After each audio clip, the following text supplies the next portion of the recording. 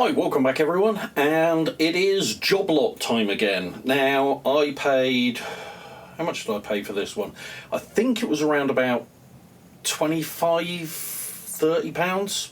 We'll split the difference. It was around about £27–28. It is, as you can see, completely unopened. We will change that in a moment. All I can remember about this is that there is a couple of 110 cameras in there and some 110 film in here, which is obviously most likely very expired. And weirdly, that's why I bought it. I don't know why I do these things. There we go. Right, no further ado, let's get it opened. Okay, so packaging for this one, as it's always fun to see, is primarily scrunched up paper. So let's remove, we do also, in addition to the scrunched up paper, we have some bubble wrap. So let's open up the bubble wrap and see what we have in here. Okay. Leaning straight in, I'm just going to grab a load of them because there appears to be an absolute ton of them. We have a lot of lens caps and both front and back, no body caps, and a plastic rubber lens hood. Okay, oh, what's this hiding away here? We do have a 58mm skylight filter. There we go. I knew there was a load of, I knew there was a load of stuff like that in there.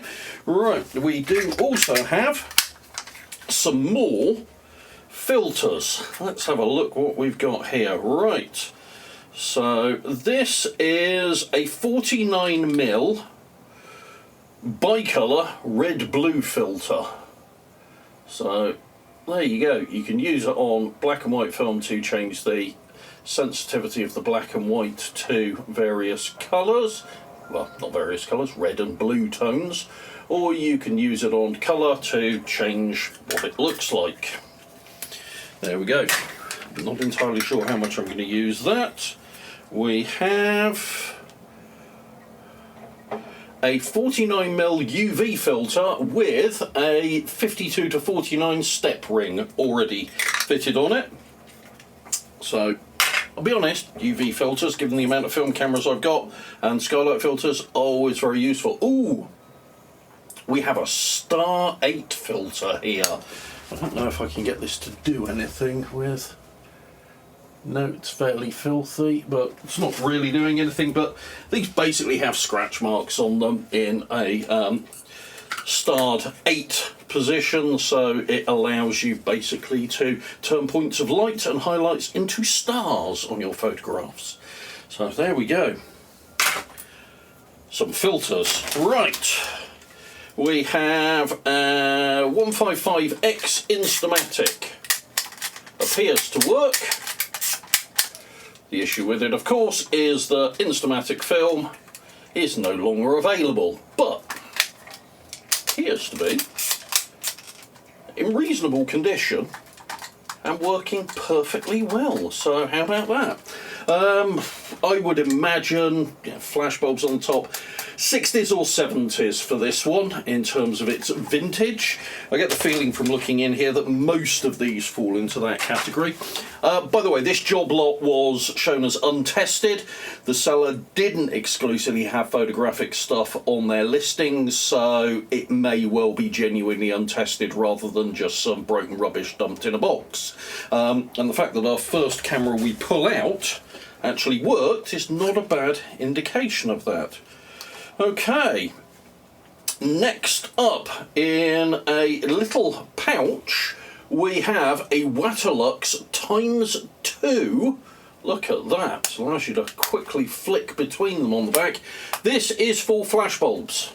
You basically put the flash bulbs in there, it mounts on a cold shoe, that goes in the PC socket of the camera, and it allows you to basically fire off 2 flashbulbs in succession just by flicking a switch without having to change the bulb.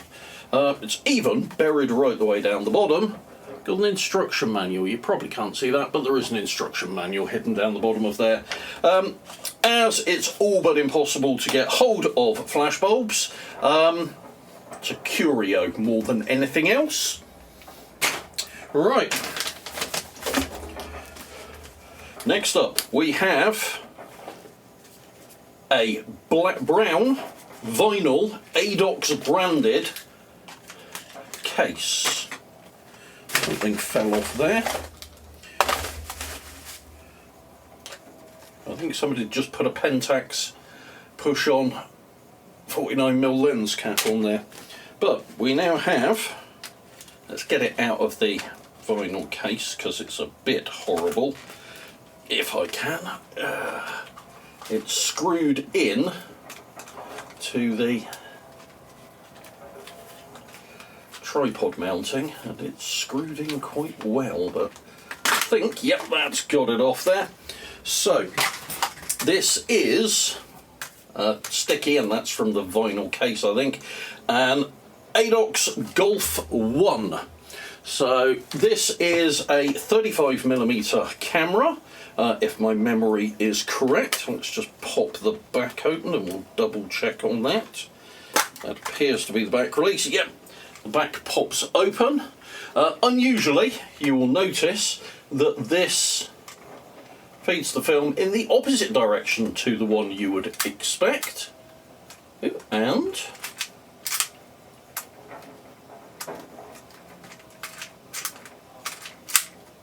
it fired once. That fired again. It appears it is very, very, very grimy, but it appears to work. It is very plastic fantastic, with the back being supremely plastic. Does have a hot shoe, weirdly does have a cabled release, and if you look underneath, there is your film advance lever underneath, just like that. And yeah,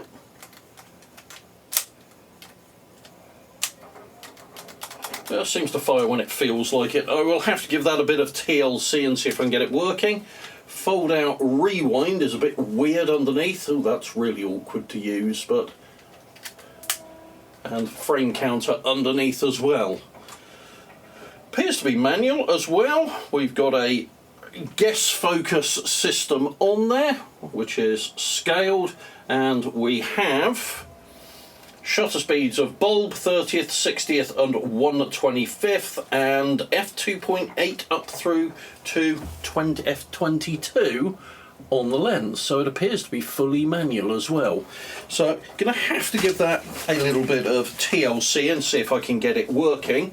There appears to be the branding details missing off the centre of the lens. Maybe that's what fell off, and I'll find it in the box in a bit. Right, delving in, we have our unopened, by the looks of it. Is it still sealed? It is still sealed. Roll of 110 film. Shall we have a look when it expired? Now, brand-wise, this is EXL colour print film. Colour Care, the people for photos, is the branding on it, and its expiry date, November 1995. So it is almost 30 years old. So that'll be interesting to see how well that does, and it's rated at ISO 200, so would need to be exposed at roughly ISO 50, no, 25 to come out, but I'm going to shoot it and I'm going to see if anything comes out of it. There we go. We've got our 110 film. Do we have anything that works to shoot it? Now, I do have another 110 camera if none of these works, but up next...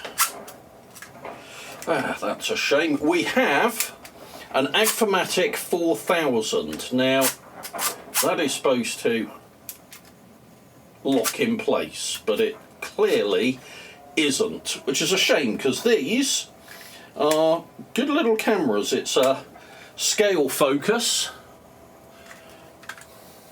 colour Aptor, quite nice compact little 110 camera with a bit of plasticky metal on there. Nice bright line viewfinder, but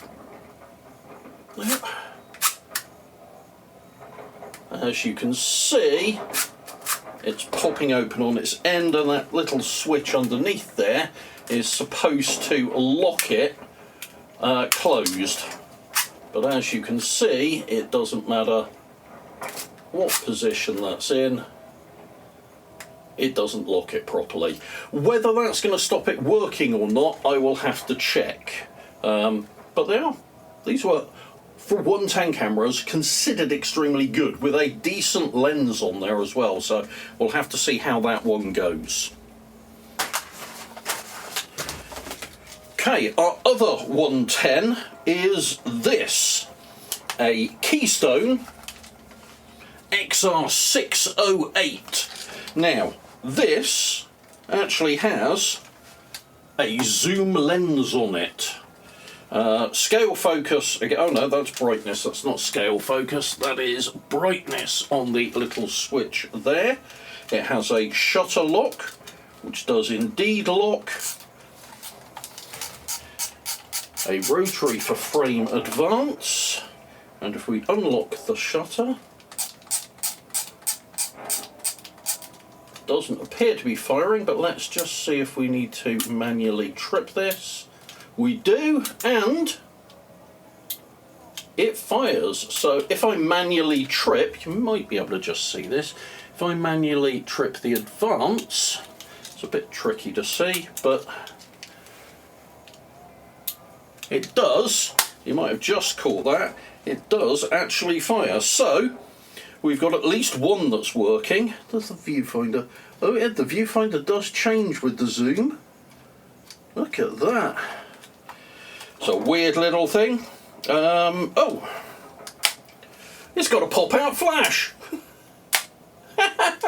Excellent. I wonder if the battery for that is completely gummed up.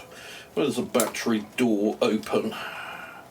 That is a very good question. That says the battery opens with that, but not really seeing where the battery fits in here. I shall have to look up a manual for this. Does that need to pop out? Ah! There we go. Looks like it's a couple of AAAs. That's quite interesting, because that's almost spring powered there. I like this. This is, I've not come across one of these before, and this is actually quite a neat little design. I quite like this. I think we've found our 110 candidate. Once I've double checked it to make sure it's working, I think I've found our 110 candidate for the film. It is a Keystone zoom lens, 25 to 42 millimeter, and f5.6, apparently constant throughout the range. There we go. Interesting little beastie. I like that. Right, what else do we have in here? Ooh. I've no idea what this is, other than very plastic and very cheap. It is an MF5000. It has an optical lens, which is f equals 35 millimeter, 150. Focus, so f5 I think, focus free. Feature set, it has an open and close slide on the lens, it has a shutter button and a wind on, and a manual rewind, and a flash which has its own button.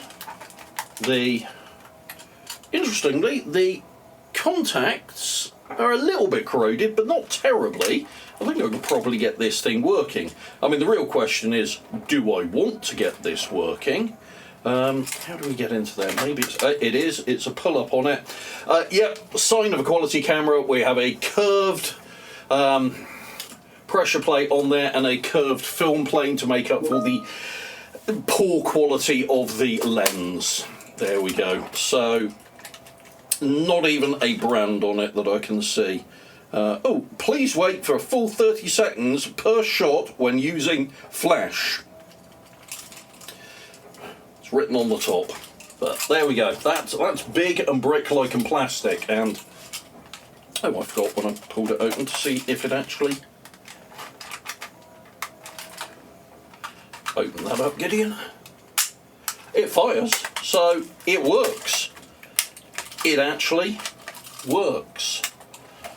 I mean, it's probably really, really bad, but it works. Right. Next up, we have a Coronet 4.4.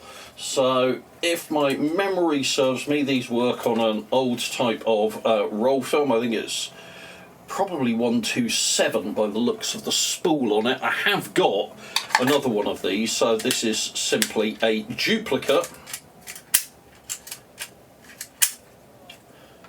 Yeah, this one is broken, you'll see. Oh, not fully, it's just slightly damaged. The shutter release there has been bent all the way back. So, as you can see, it's at an angle it shouldn't be.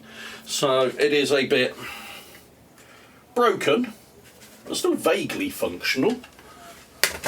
I mean, I've got a fully functional one, so I don't know what my need for it would be. Next up, an Ilford Sportsman. I've got a couple of these already. These are 35mm f2.8, 45mm lens. That isn't firing very convincingly there. No. That isn't actually firing the shutter, so I've got a feeling we have a shutter malfunction there. It's not in brilliant condition, but they're quite nice, interesting little cameras, so there we go. We then have a Bantam Colour Snap 3 camera. So this is a Kodak, and is this 35mm? It's looking suspiciously 35mm like, but how on earth do we open this thing up? Oh, well, that's appearing to actually already be open, but the back is not in very good working condition. How on earth are we supposed to get this open? I've got a feeling that little button there is supposed to press down, but it doesn't want to press down.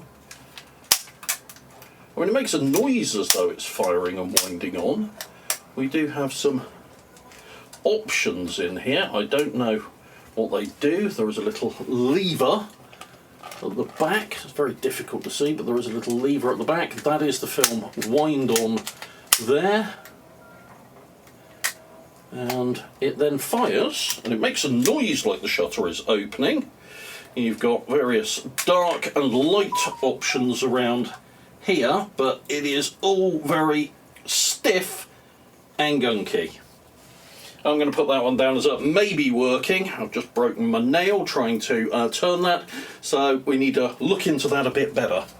Right, our final camera is, believe it or not, boxed. It is Kodak Teledisc, now with a 5-year warranty.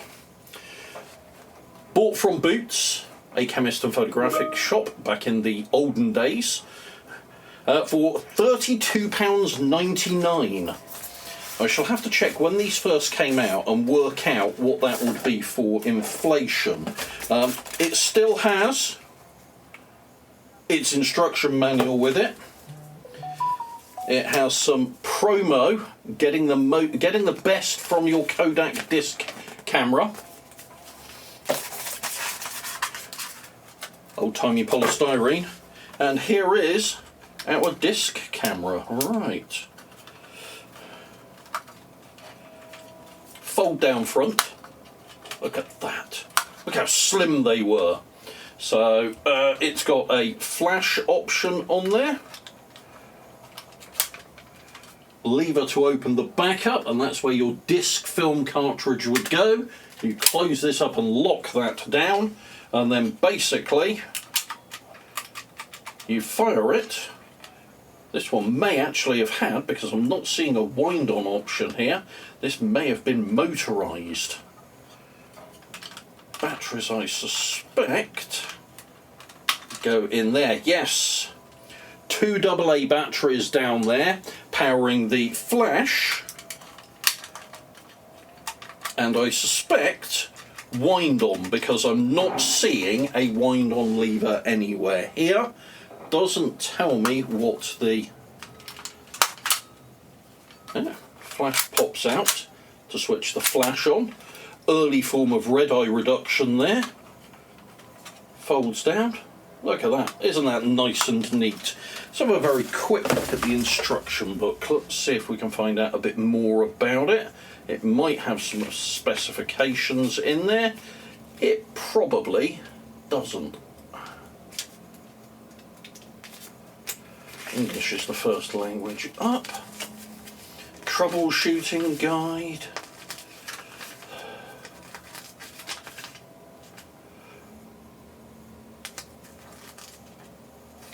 Nope, it doesn't tell us any specifications for the camera at all, but as you can see, it does show you how you load the film in there. So that is our job lot. For the most part, these all appear to be working, so that's actually a pretty good haul.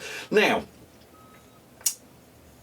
I'm quite pleased with that, particularly as I got an interesting 110 camera out of that and a roll of expired 110 film to give it a go with. So I will tidy those up, shoot it, see what it comes out like, and if it's worthwhile, we'll get a review of that one.